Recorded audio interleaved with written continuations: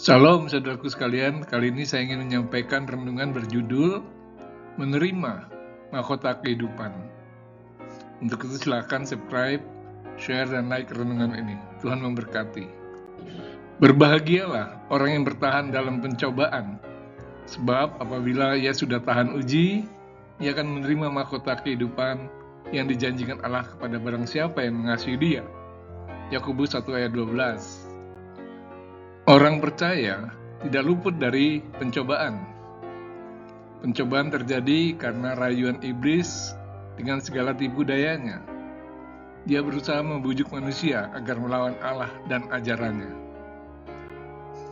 Tapi pencobaan juga bisa terjadi karena ajakan teman untuk melakukan dosa.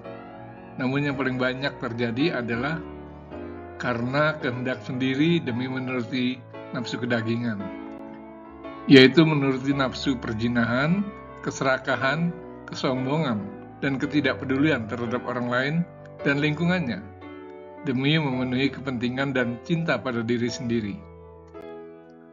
Pencobaan itu begitu menggoda sehingga bisa membuat orang percaya lupa diri dan menjadi bebal. Orang yang terjatuh dalam pencobaan demi menuruti nafsu keduniawian mungkin akan menikmati kesenangan yang memuaskan kedagingannya. Namun, semua kesenangan itu bersifat sesaat saja. Jika dia tidak segera bertobat, dia akan berbuat lagi, sehingga hidupnya menjadi budak nafsu yang makin lama makin menjeratnya. Dia bukan lagi sekedar terjatuh dalam pencobaan, namun secara sadar menceburkan diri berkubang dalam dosa. Pada akhirnya, hanya penyesalan dan kebinasan kekalah yang diterimanya kelak. Anugerah keselamatan tidak akan diterimanya lagi, dan namanya pun terhapus dari buku kehidupan kekal. Namun terkadang orang percaya juga bisa mengalami pencobaan berat akibat masalah yang mendadak menimpa kehidupannya. Masalah itu bisa saja menghantam kehidupannya yang nyaman, secara tidak disangka-sangka. Pencobaan yang paling menyakitkan adalah penderitaan akibat ditinggal orang yang amat dikasihi karena dipanggil Tuhan. Banyak orang percaya yang terguncang imannya menghadapi kenyataan ini. Mereka kecewa dan marah pada Tuhan yang dianggapnya kejam. Pencobaan berat lainnya adalah ketika orang percaya tersiksa oleh penyakit yang tidak kunjung sembuh. Mereka merasa putus asa dan merasa Tuhan tidak peduli lagi pada mereka. Pencobaan yang tidak kalah menyakitkan adalah kehancuran rumah tangga akibat perselingkuhan atau perceraian. Rasa sakit hati, marah, sedih, terhina, dan malu membuat iman seseorang menjadi runtuh dan berbalik meninggalkan Tuhan. Pencobaan berat dapat pula muncul dalam bentuk kehancuran ekonomi keluarga akibat PHK atau kegagalan usaha karena situasi ekonomi dan politik yang tidak menentu.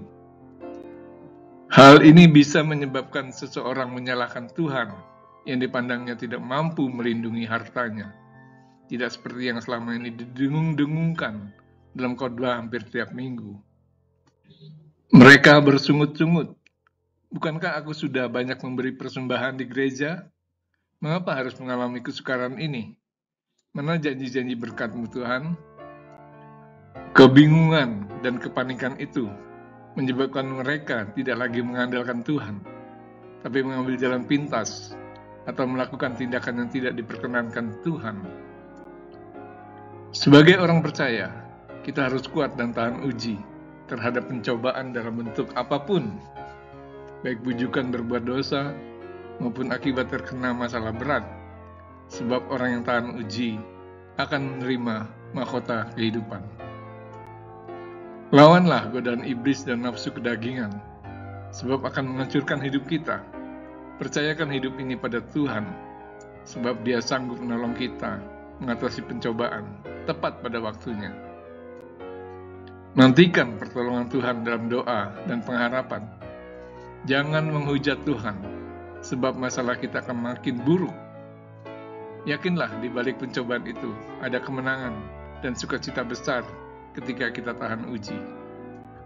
Apakah saat ini engkau sedang menghadapi pencobaan yang terasa berat, nyaris tidak tertahankan? Sesungguhnya tidak ada yang mustahil bagi Allah. Dia sanggup memberi kemenangan padamu. Katakan dengan iman, Tuhan, ketika nafsu duniawi mencobaiku, aku mampu mengatasinya bersamamu. Ketika pencobaan menghantamku, aku percaya sepenuhnya padamu yang akan menolongku menyelesaikannya. Ketika aku disakiti dan dihianati seseorang, aku mengampuni dan mendoakannya dengan kasih. Karena aku percaya jika aku bersamamu, pasti tahan uji dan akan menerima mahkota kehidupan. Amin.